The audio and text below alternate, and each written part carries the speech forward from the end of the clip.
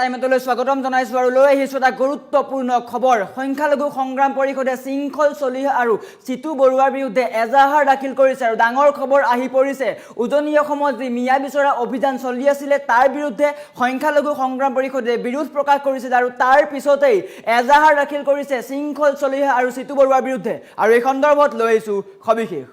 জনাই আছো টাইমে বিগ ব্ৰেকিং শৃংখল চলিহা আৰু চিতু বৰুৱাৰ বিৰুদ্ধে এজাহাৰ দাখিল ডাঙৰ খবৰ আহি পৰিছে এজাহাৰ দাখিল কৰিছে এই দুগৰাকী নেতাৰ বিৰুদ্ধে সংখ্যালঘু সংগ্ৰাম পৰিষদে দাখিল কৰে এই এজাহাৰ ডাঙৰ খবৰ আহি পৰিছে সংখ্যালঘু সংগ্ৰাম পৰিষদে দাখিল কৰে এই দুজন নেতাৰ বিৰুদ্ধে এজাহাৰ গৃহ বিভাগ থকা সত্ত্বেও এই দুটা দল সংগঠনে যি মন যায় তাকেই কৰিছে তেওঁলোকে অত্যাচাৰ কৰি মিয়াক উজনিৰ পৰা আঁতৰাই পঠিয়াইছে ডাঙৰ মন্তব্য সংখ্যালঘু সংগ্ৰাম পৰিষদে ইয়াৰ বিৰুদ্ধে এজাহাৰ দাখিল কৰে যি এই কাণ্ড কৰি আছিলে বা যি এই অভিযান চলাই আছিলে তাৰ বিৰুদ্ধে এজাহাৰ দাখিল কৰিছে এই আপোনালোকৰ বীৰত্ব নহয় স্পষ্টকৈ কৈ দিছে সংখ্যালঘু সংগ্ৰাম পৰিষদে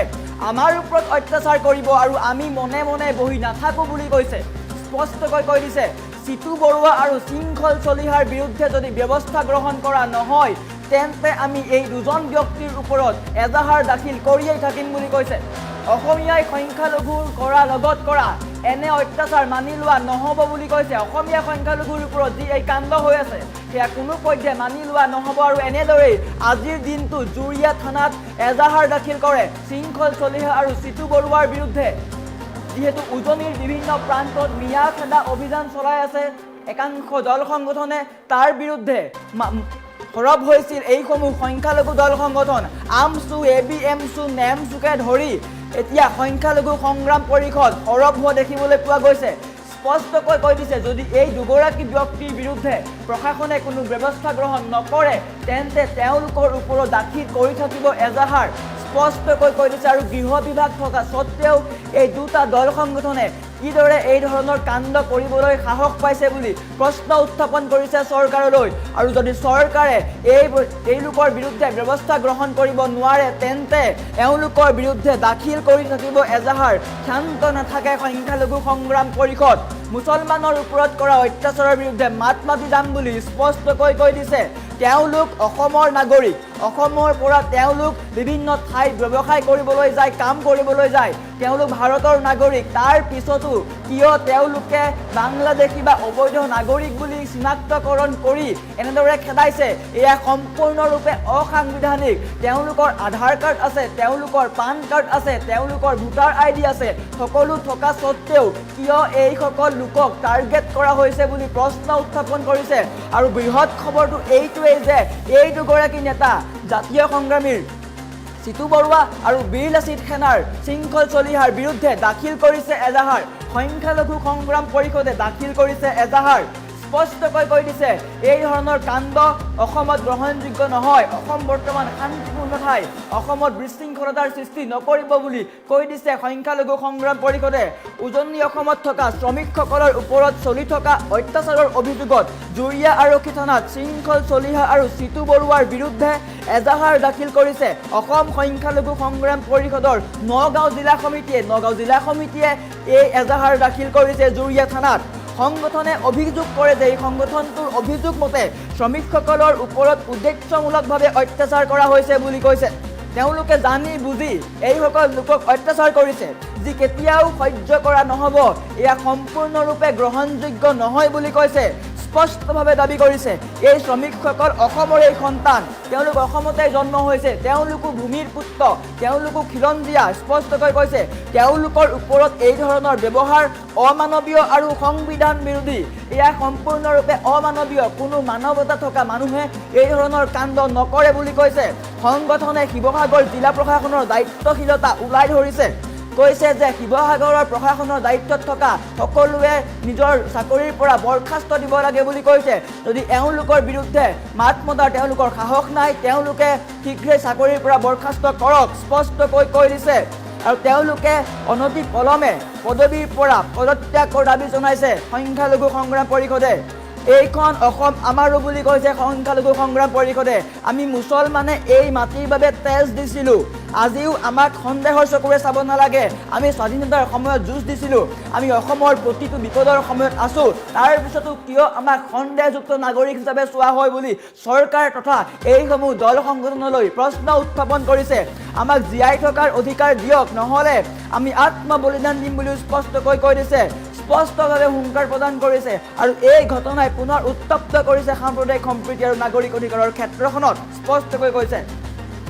আৰু এনেদৰেই সংখ্যালঘু সংগ্ৰাম পৰিষদে উজনি অসমৰ বিভিন্ন দল সংগঠনৰ নেতাৰ বিৰুদ্ধে এই ধৰণৰ অভিযোগ দাখিল কৰি বা এজাহাৰ দাখিল কৰে আৰু ডাঙৰ মন্তব্য আহি পৰিছে আমাৰ ওচৰত মন্তব্য আছে পুনৰ মন্তব্য দেখুৱাই লোৱাৰ চেষ্টা কৰিছোঁ অতিকে দুৰ্ভাগ্যজনক কথা যোৱাকালি আমি দেখিলোঁ বীৰ লাচিত সেনা অসম আৰু জাতীয় সংগ্ৰামী সেনা অসম দুটি জাতীয় সংগঠন আচলতে আমি নিজেও জাতীয় সংগঠন কৰোঁ আমি জাতীয় সংগঠনক যথেষ্ট শ্ৰদ্ধা আৰু সন্মান জনাওঁ কিন্তু অতিকে দুৰ্ভাগ্যজনক আৰু আচৰিত কথাটো হ'ল গৃহ বিভাগ থকা স্বত্তেও এই যে দুটা সংগঠন তেওঁলোকে গুণ্ডামি আৰম্ভ কৰিছে উজনি অসমত আমি অতিকে দুখ পাইছোঁ যে বিশেষকৈ আমাৰ মিয়া মুছলমান যিসকলে নেকি শ্ৰমজীৱী মানুহ এই মানুহখিনি আপোনাৰ উজনি অসমৰ শিৱসাগৰ ডিব্ৰুগড় বা বিভিন্ন জিলাত তেওঁলোকে শ্ৰমদান কৰে আৰু সেই ব্যক্তিসকলক তেওঁলোকে গুণ্ডাৰাজ চলাই মানুহখিনিক মাৰপিট কৰি অত্যাচাৰ কৰি পেলাই খেদিব বিচাৰিছে আমি মধ্য অসমৰ পৰা আজি আমি ক'বলৈ শব্দ নাইকা আমি অসম সংখ্যালঘু সংগ্ৰাম পৰিষদৰ এটি সজাতি দলে আহি পেলাই আজি আমি জুৰীয়া আৰক্ষী থানাত আমি এজাহাৰ পত্ৰ দাখিল কৰিছোঁ আমি তেওঁলোকক ক'ব বিচাৰোঁ আচলতে আপোনালোকে বীৰত্ব দেখুৱাইছে নে কা পুৰুষালী দেখুৱাইছে আপোনালোকে যদি ৰিয়েল মানে আপোনালোকে বীৰ পুৰুষ হ'লে হয় এই নিৰীহ লোকসকলকতো আপোনালোকে কেতিয়াও নিপিটিলে হয় এই মানুহখিনি কাম কৰা মানুহ এই মানুহখিনি শ্ৰম কৰা মানুহ এই মানুহক যদি আপোনালোকে তাৰ পৰা খেদি পঠিয়ায় আমি কওঁ যে এইটো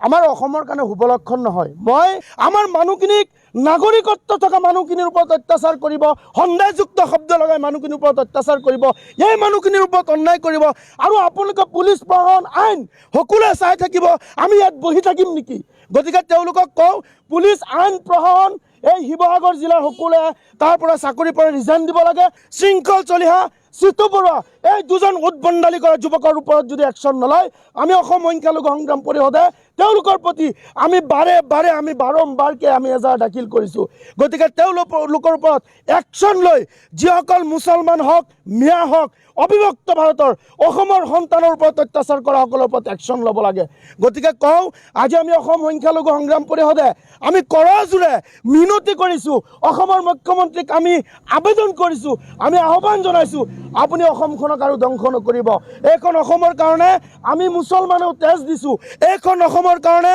মুছলমান সন্তানৰ আত্মবলিদান কৰিছোঁ আৰু আমাক আপোনালোকে আত্মসন্মানত আঘাত কৰিব আমাৰ জীয়াই থকাৰ অধিকাৰ দিয়ক আৰু এই দুটা সংগঠনৰ নেতৃত্বত এটি সজাতি দলে আমাৰ মিয়া শ্ৰমিকসকল যি শ্ৰমিকসকলে তেওঁলোকে কৰ্মৰ দক্ষতাত আজি তেওঁলোকে তেওঁলোকে শ্ৰমজীৱী হিচাপে তেওঁলোকে জীৱিকা নিৰ্বাহ কৰি আছে আচলতে এই দৰিদ্ৰ নিৰহৰ এই শ্ৰমিকসকলক যি সময়ত উজনি অসমৰ মানুহে বা আৰক্ষীয়ে প্ৰশাসনে আজি তেওঁলোকক সুৰক্ষা প্ৰদান কৰিব লাগিছিল তেনে মুহূৰ্তত আমি দেখিছোঁ এই দুটা সংগঠনৰ নেতৃত্বত এটি সজাতি দলে আজি কেইবাদিন ধৰি তেওঁলোকক শাৰীৰিকভাৱে আৰু মানসিকভাৱে যি অত্যাচাৰ চলোৱাৰ যি সামাজিক মাধ্যমত ভিডিঅ' ভাইৰেল হৈছে আমি প্ৰথমতে সংখ্যালঘু সংগ্ৰাম পৰিষদে দীক্ষাৰ আৰু গৰিহণা জনাইছোঁ আৰু নিন্দা কৰিছোঁ কাৰণ গণতন্ত্ৰই সংবিধান এটা আছে সুকীয়া সংবিধান আছে আৰু সেই সংবিধান মতে এটা জিলাৰ পৰা আন এটা জিলাত শ্ৰমিকসকল যদি কাম কৰাত কোনো বাধা আছে সেইটো তেওঁলোকে স্পষ্ট কৰক এটা জিলাৰ পৰা আন এটা জিলাত যদি মানুহ যাব নোৱাৰে সেইটো কোনো গণতন্ত্ৰত বা কোনো সংবিধানত লিখা নাই আৰু তেওঁলোকে যিটো অবৈধ বা সন্দেহযুক্ত নাগৰিক বুলি তেওঁলোকে কোনো ধৰণৰ কাগজ পাতি নাচাই পেলাই কোনো ধৰণৰ চিনাক্ত নকৰি পেলাই কেৱল সন্দেহযুক্ত কৈ পেলাই সেই মানুহখিনিৰ ওপৰত অত্যাচাৰ আৰম্ভ কৰিছে এইটো একদম গৰিহণাযোগ্য এই ক্ষেত্ৰত আপোনাৰ উজনি অসমৰ আৰক্ষী প্ৰশাসন কিমান সচেতন আমাৰ সন্দেহ প্ৰকাশ হৈছে আৰু বিশেষকৈ গৃহ বিভাগৰ দায়িত্বত থকা অসমৰ মাননীয় মুখ্যমন্ত্ৰী ডাঙৰীয়াই স্পষ্টীকৰণ দিব লাগে আৰু স্পষ্টভাৱে ক'ব লাগে যে এটা জিলাৰ পৰা আন এটা জিলাত শ্ৰমিকসকল কাম কৰাত কোনো বাধা আছে নেকি যদি বাধা আছে তেওঁলোকে স্পষ্ট মুখ্যমন্ত্ৰী ডাঙৰীয়াই কৈ দিয়ক জিলা প্ৰশাসনে কৈ দিয়ক তেওঁলোকে নকৈ পেলাই তেওঁলোকে কোনো ধৰণৰ সুৰক্ষা নিদি পেলাই কোনোবা জাতীয় সংগঠনৰ নেতৃত্বত তেওঁলোক মুখ্যমন্ত্ৰী ডাঙৰীয়াই মানে ইনডাইৰেক্টভাৱে লগাই দিব আৰু আমাৰ মানুহখিনিক তেওঁলোকক মাৰধৰ এইটো আমি কোনোপধ্যেই আমি গ্ৰহণ কৰিব নোৱাৰোঁ। ইতিমধ্যে আমাৰ সংগ্ৰাম পৰিষদৰ ফালৰ পৰা নগাঁও জিলা সমিতিৰ ফালৰ পৰা শৃংখল চলিহা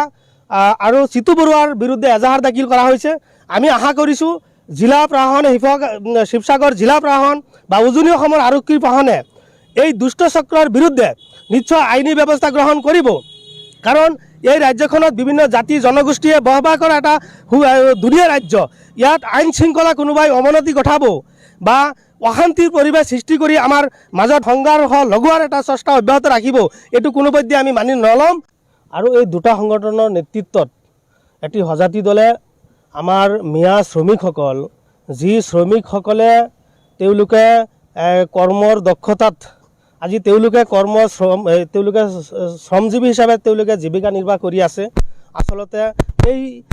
দৰিদ্ৰ নিৰহৰ এই শ্ৰমিকসকলক যি সময়ত উজনি অসমৰ মানুহে বা আৰক্ষীয়ে প্ৰশাসনে আজি তেওঁলোকক সুৰক্ষা প্ৰদান কৰিব লাগিছিল, তেনে মুহূৰ্তত আমি দেখিছোঁ এই দুটা সংগঠনৰ নেতৃত্বত এটি সজাতি দলে আজি কেইবাদিন ধৰি তেওঁলোকক শাৰীৰিকভাৱে আৰু মানসিকভাৱে যি অত্যাচাৰ চলোৱাৰ যি সামাজিক মাধ্যমত ভিডিঅ' ভাইৰেল হৈছে, আমি প্ৰথমতে সংখ্যালঘু সংগ্ৰাম পৰিষদে দীক্ষাৰ আৰু গৰিহণা জনাইছোঁ আৰু নিন্দা কৰিছোঁ। কাৰণ গণতন্ত্ৰ এটা অতিকে দুৰ্ভাগ্যজনক কথা। যোৱাকালি আমি দেখিলোঁ বীৰ লাচিত সেনা অসম আৰু জাতীয় সংগ্ৰামী সেনা অসম দুটি জাতীয় সংগঠন। আচলতে আমি নিজেও জাতীয় সংগঠন কৰোঁ, আমি জাতীয় সংগঠনক যথেষ্ট শ্ৰদ্ধা আৰু সন্মান জনাওঁ। কিন্তু অতিকে দুৰ্ভাগ্যজনক আৰু আচৰিত কথাটো হ'ল গৃহ বিভাগ থকা স্বত্বেও এই যে দুটা সংগঠন তেওঁলোকে গুণ্ডামি আৰম্ভ কৰিছে উজনি অসমত। আমি অতিকে দুখ পাইছোঁ যে বিশেষকৈ আমাৰ মিয়া মুছলমান যিসকলে নেকি শ্ৰমজীৱী মানুহ, এই মানুহখিনি আপোনাৰ উজনি অসমৰ শিৱসাগৰ ডিব্ৰুগড় বা বিভিন্ন জিলাত তেওঁলোকে শ্ৰমদান কৰে আৰু সেই ব্যক্তিসকলক তেওঁলোকে গুণ্ডাৰাজ চলাই মানুহখিনিক মাৰপিট কৰি অত্যাচাৰ কৰি পেলাই খেদিব বিচাৰিছে। আমি মধ্য অসমৰ পৰা আজি আমি ক'বলৈ শব্দ নাইকা, আমি অসম সংখ্যালঘু সংগ্ৰাম পৰিষদৰ এটি সজাতি দলে আহি পেলাই আজি আমি জুৰীয়া আৰক্ষী থানাত আমি এজাহাৰ পত্ৰ দাখিল কৰিছোঁ। আমি তেওঁলোকক ক'ব বিচাৰোঁ, আচলতে আপোনালোকে বীৰত্ব দেখুৱাইছে নে কাপুৰুষালি দেখুৱাইছে? আপোনালোকে